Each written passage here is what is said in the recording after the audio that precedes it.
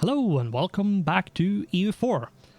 And yeah, let's just continue after I take a sip of my drink. You always need to keep your throat wet.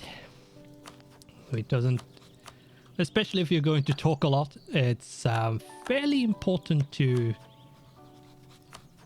keep yourself hydrated so your throat isn't... I'm not really sure what to compare it to. A 10-year-old dried up sponge, maybe? Where if you touch it, it just crumbles. Something like that, maybe. That's how you don't want your throat to be.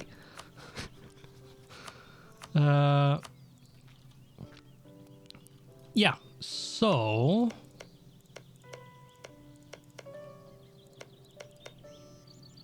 Yeah, Netherlands integrated Oldenburg, which meant we could actually do a threatened war for that core of our vassal Verden.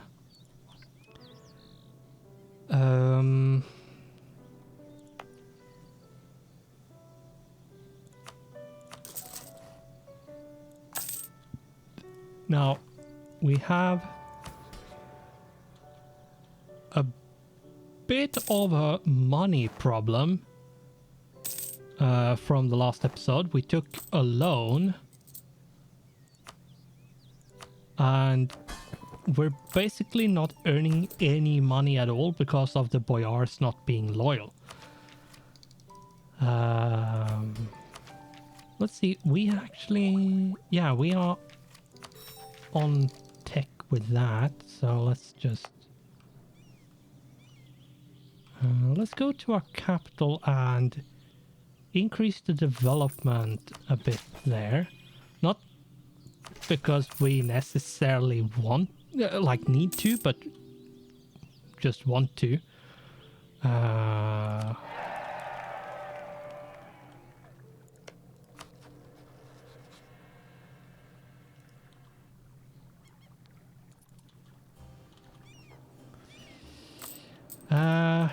Yeah, but once the boyars are loyal again, it's not going to be a massive problem anymore when it comes to money and paying off the debt, because yeah, or maybe it was just for some reason I was paying a lot of money to convert something. That's something I really hate, where some provinces are super expensive. You can have like two provinces which are next to each other, have the same culture, the same religion. They are basically exactly the same, but for some reason one of them costs you a fortune to convert, whereas the other one is costing you basically nothing to convert. I have never really understood what it is that makes it such of a difference. I know it's very heavily tied to autonomy. So the lower the autonomy is, the better. I think it has something to do as well with how many provinces there are to convert from that religion to your to convert to or from. For example, if you have, say, 10 provinces that is Catholic, they are probably, and this is counting that autonomy isn't a factor, it's going to cost you less to convert those than it would have cost you if you converted, say, a Sunni province, and it was just that province that was Sunni. I have actually seen that behavior where I have like 10 provinces left to convert. Like overall, I only have 10 provinces left to convert in the list sometimes, and it is the same religion. For example, I just conquered a bunch of Ottoman lands, so I have a bunch of Sunni provinces. I slowly convert them, and once I get closer to the last one, it gets more and more expensive. And as I said, the development is basically the same. The autonomy is basically the same. So there's really not anything that should increase or decrease it. It's just more expensive for some reason.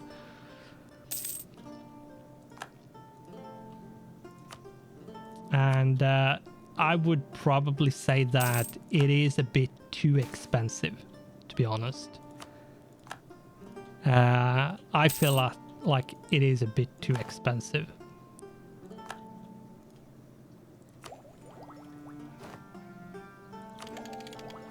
There we go.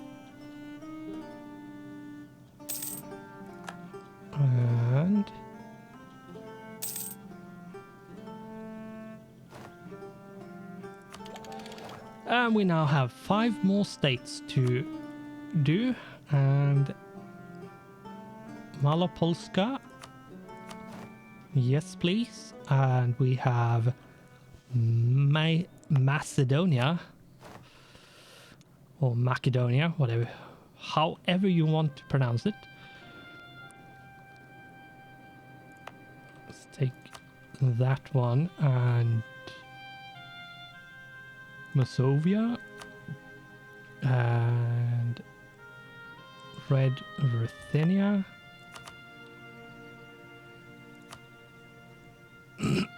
And that was all of them that I could do.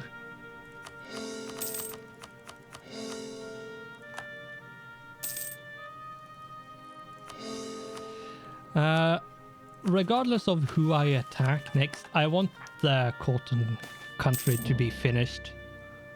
Yeah, there we go.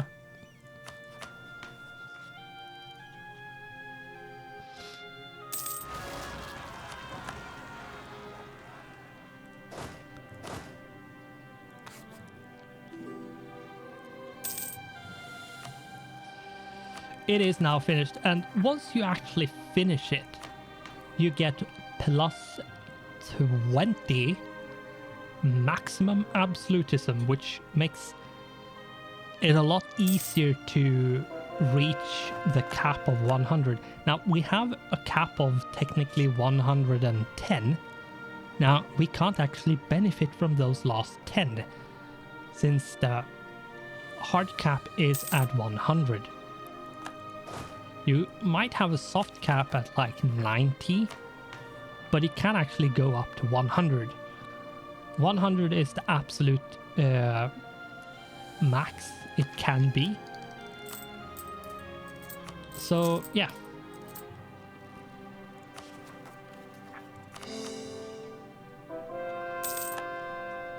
What are you doing? Just be quiet. Yeah, if you wonder why I talked behind me, it's because the dog is rummaging around.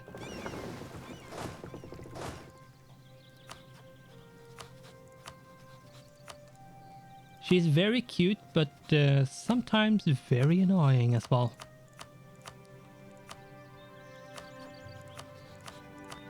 Just the way dogs are. Donghai separatist.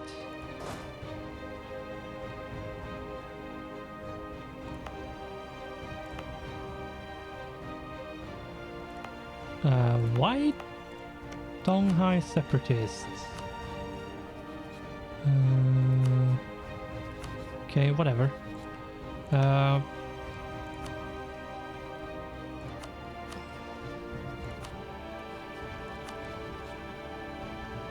Mongol separatists, Mongol separatists.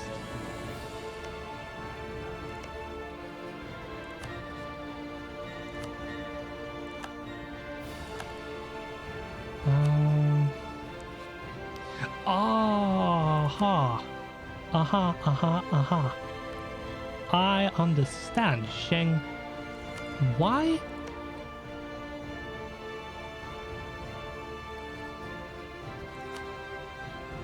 Okay, regardless, what I'm going to do is just boom.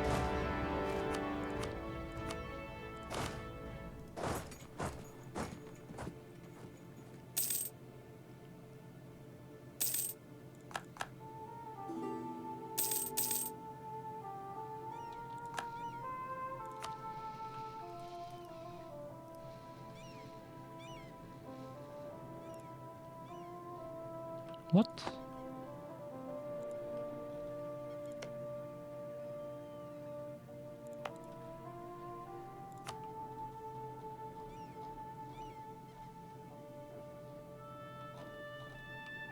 You can't really... How is this at 99%? Are you serious?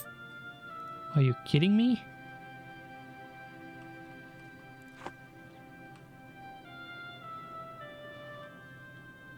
Is he at war with anyone else? He's at war with Shun. Is he actually occupying anything, maybe? Doesn't seem like he is.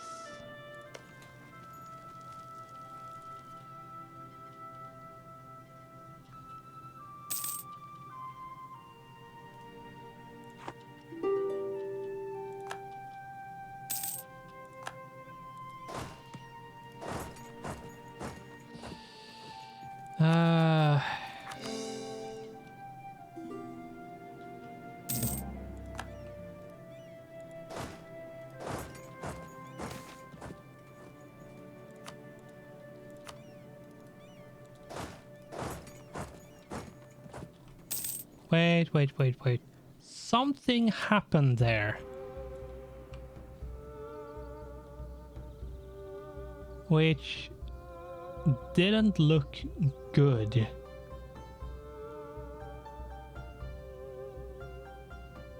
Something like a court being taken over.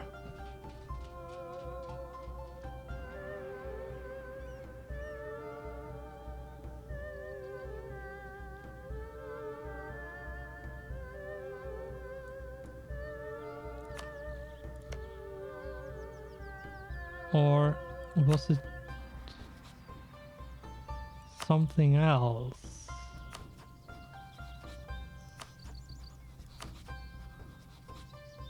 Oh, Austria claimed the throne of Sweden. Right. That's what happened.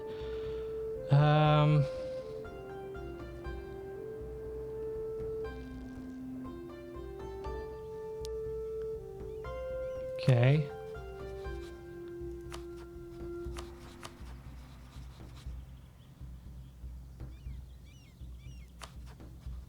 Interesting how Great Britain has the Trastamara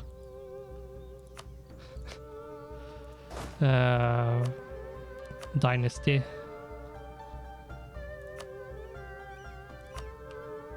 Yeah, von Habsburg is Cabral is in Portugal and France and Castile. Okay, the Trastamara is in Aragon and Great Britain. And I'm going to pause. And I'm back, and hopefully we won't be hearing a lot of noises.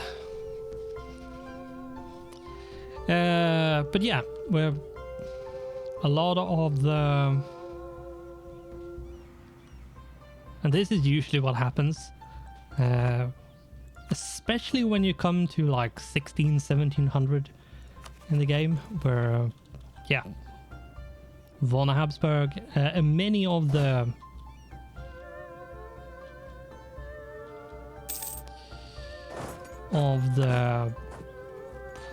what do you call it? The European dynasties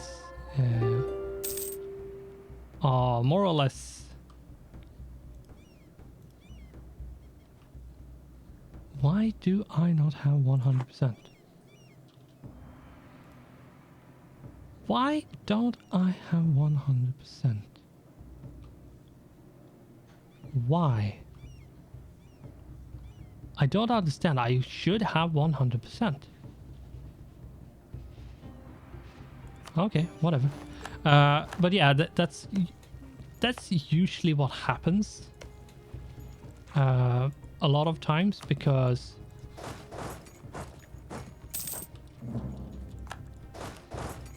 it's a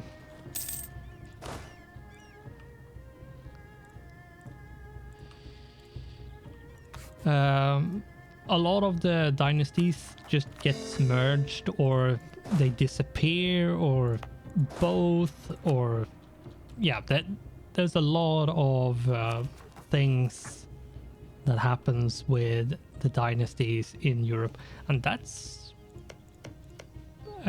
quite historical, because when you get to this point in history, many of the dynasty, like the European dynasties, had trouble surviving, because yeah, let's just say at this point all of the dynasties were basically relatives with each other. So you can imagine finding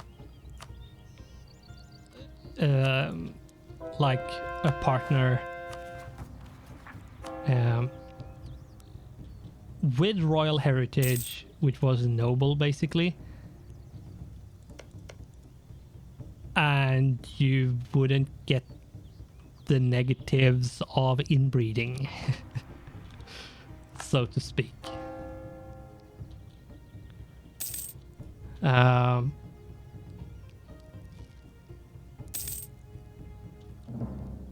Let's see.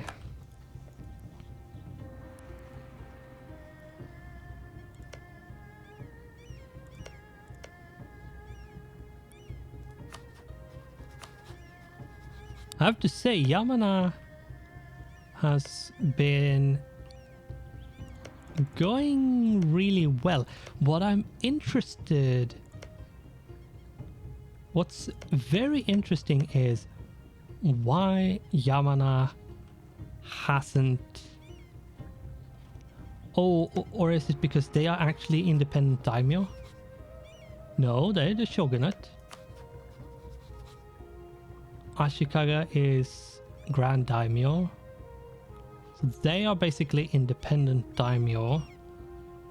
Whereas Yamana is the shogun.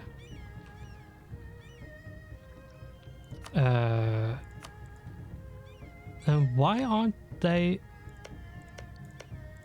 taking... I don't think that Tsushima is actually something you need to form Japan. I don't remember. It was quite some time ago since I played as a Japanese daimyo, so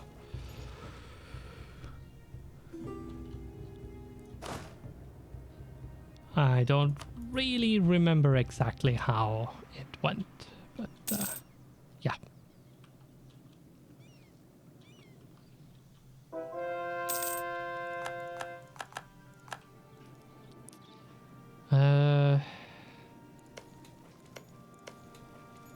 Yeah, it would be good if we could get some stuff returned to Mongolia. Now, their what do you call it? Limited Desire would shoot through the roof, and they will not really be happy with me, but still I would rather have that be the case than to go to war over it, because I can't be bothered. And I think we should start preparing for a war with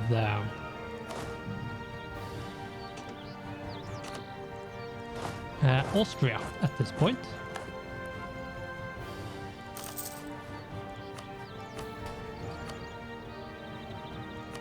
And let's see.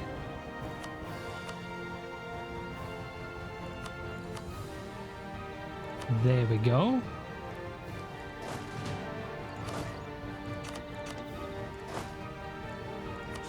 Six. You usually don't have that much benefit of more than 6 cavalry.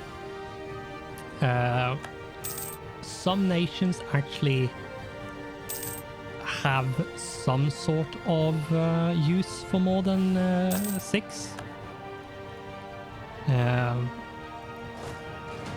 For example, Poland, and then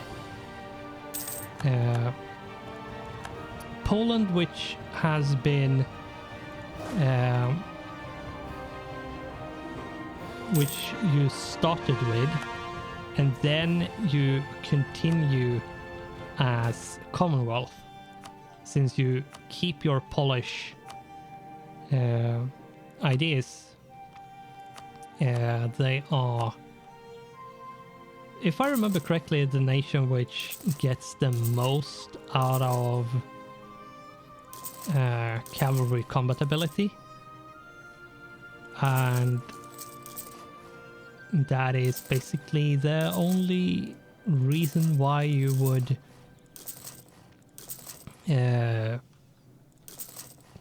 well, do it. Like, why you would get more cavalry, because it doesn't really give you that much more. To be honest, it does give you a bit more, but not so much that you would actually call it worth focusing on that much. If you have like 10-20%, then yeah, sure, but as we have 40. Now 20 of them is from Cossacks, because they are loyal.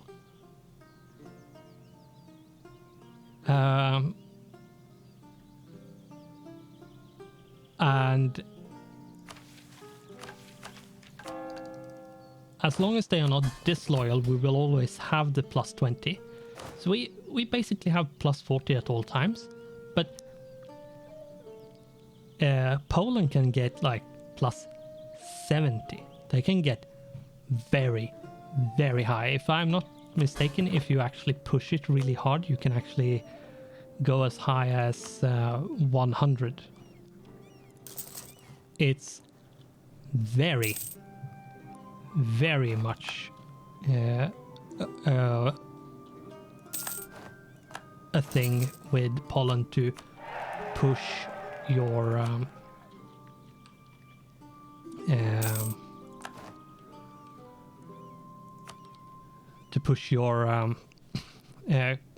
cav combat ability as high as possible.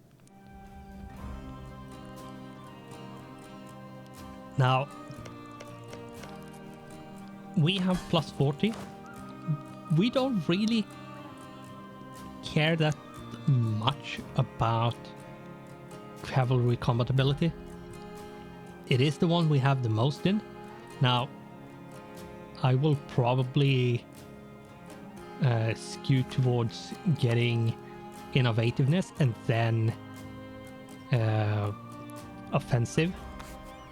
And since we have quality already, it means we can get plus 20 in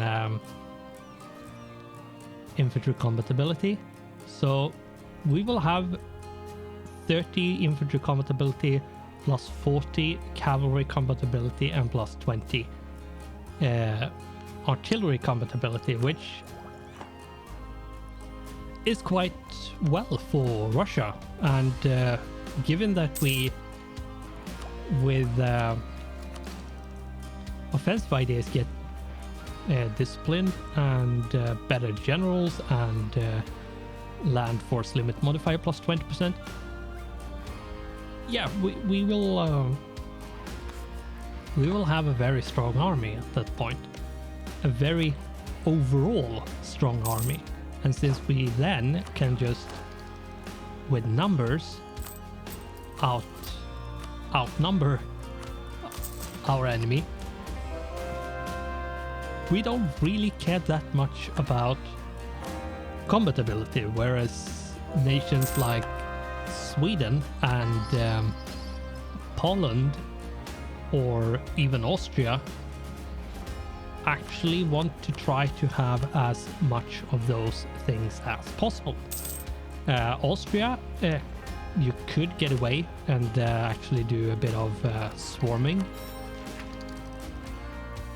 sort of Russia style. It depends on how you play the first like 200 years and what you do and how well you play the HRE game.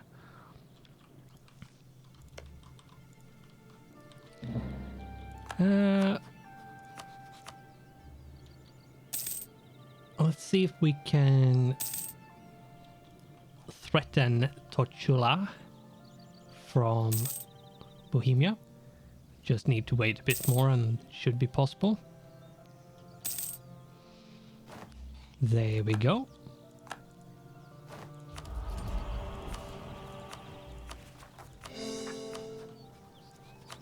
No. Let's go down here, issue embargo. Let's issue embargo on you as well.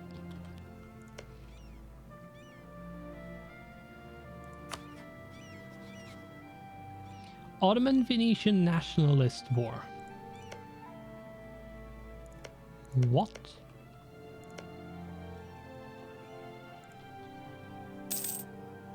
Nationalist War.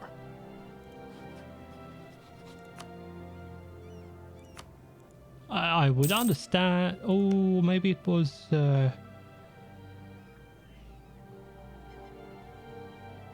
I'm not sure what. Actually. Whatever. Not that important, to be honest. We don't have that much more of this episode left. To use the last time, I think what I'm going to do is in the next episode, I am going to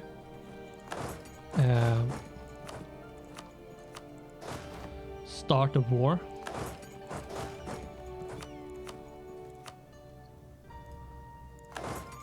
And we are going to set up for it.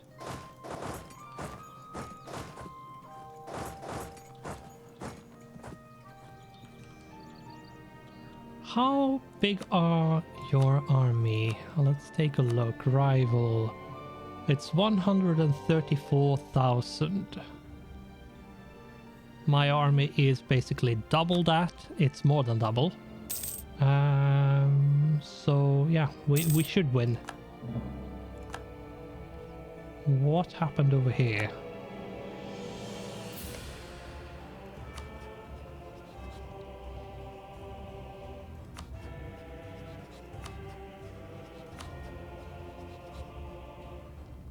Russia owns Korchin provinces. All right, it's this one. I could return it. No, it's going to get returned to Donghai. I don't care about that.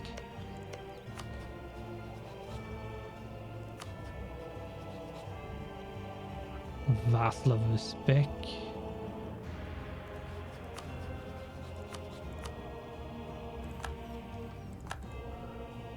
Do that. How Garval has conquered like this is interesting. They are usually like very, very small, so there's been some interesting things happening with in Asia, where Bengal is super big, Malva is okay size, Garval is, yeah, they are usually very small. One province minor or two province minor. It's basically a very small nation. But yeah, I think we need to try to fix our situation with Austria. I'm going to cheat that war. To do that, I'm going to do win wars command. It's just so we don't have to fight all of this. Because yes, I would probably win, but it would take like 20 to 30 years to win the war, because I would have to try to fight Great Britain by getting troops over there, sieging their capital and piecing them out, and then bringing back, piecing out Sweden, so on and so forth, and then once I have basically removed all of them, other than Austria, I would have needed to focus on Austria a bit to actually win the war and take what I wanted. Now, what I want is Severin and Tergovish and Ungvar and Marmaros. So that's what I want to consider my conquest complete against Austria. Now, I would actually want to take as much of Balkan as possible, and maybe even take Wien, but we'll see. And then I want to hit slightly more against Ottomans as well. But I think we are getting sort of towards the end. And what I want to do as well is actually full annex Commonwealth to get rid of them. And yeah, I should probably integrate you. Maybe. We'll see. Yeah. But we are going to have to end this episode here. So that's my plan before we end the series. And yeah, we're not really that far off at this point. It's one or maybe two wars against Austria, and then one or two wars against Ottomans, and then one war against Commonwealth, and maybe one against Bohemia. We'll see about that. But yeah, that's about it. And what I might do actually is, yeah, what I probably are going to do is, when I declare the war against Commonwealth, Bohemia is going to protect them, and I will vassalize them.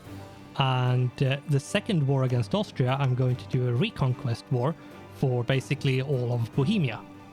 Yeah, that's what we're going to do. But yeah, this is it for this episode. So thanks for watching, goodbye, and I hope I'll see you in the next one.